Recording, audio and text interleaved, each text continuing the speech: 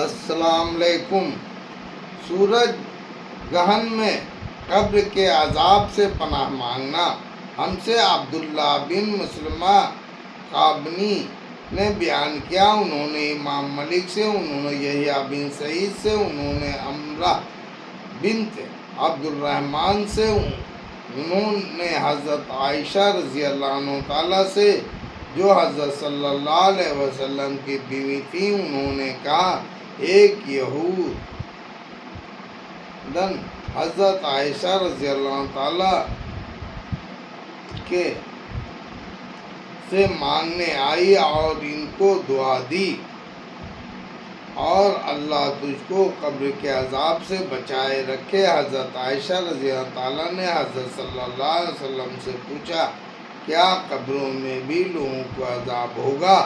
آپ نے فرمایا خدا کی پناہ۔ اس سے پھر ایک روز صبح ہوئی تو حضرت صلی اللہ علیہ وسلم سواری پر سوار ہوئے۔ اس روز سورج کو گہن لگا، آپ دن چڑھے لوٹے اور اپنی بیوی کے حجرے کے درمیان سے گزرے، پھر کھڑے ہو کر گہن کی نماز پڑھنے لگے۔ لوگ آپ کے پیچھے کھڑے ہوئے، آپ بہت دیر تک کھڑے رہے، پھر ایک بہت لمبا رکوع کیا، پھر دیر تک کھڑے رہے، رکوع سے سر اٹھا کر مگر پہلی بار سے کم، پھر ایک لمبا رکوع کیا لیکن پہلے رکوع سے کم، پھر سر اٹھایا اور سجدے میں گئے، 2 سجدے کیے، پھر دیر تک کھڑے رہے لیکن پہلی رکعت کے کھڑے ہونے سے کم، پھر لمبا رکوع کیا لیکن پہلی رکعت کے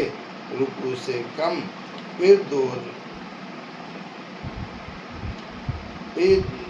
رکوع، پھر وہ رکوع سے سر اٹھایا اور دیر تک کھڑے رہے لیکن اگلے کھڑے ہونے سے کم، پھر لمبا رکوع کیا لیکن اگلے رکوع سے کم، پھر رکوع سے سر اٹھایا اور سجدہ کیا اور نماز سے فارغ ہوئے اور جو کچھ اللہ نے چاہا وہ بیان کیا، پھر لوگوں کو قبر کے عذاب سے پناہ مانگنے کا حکم دیا۔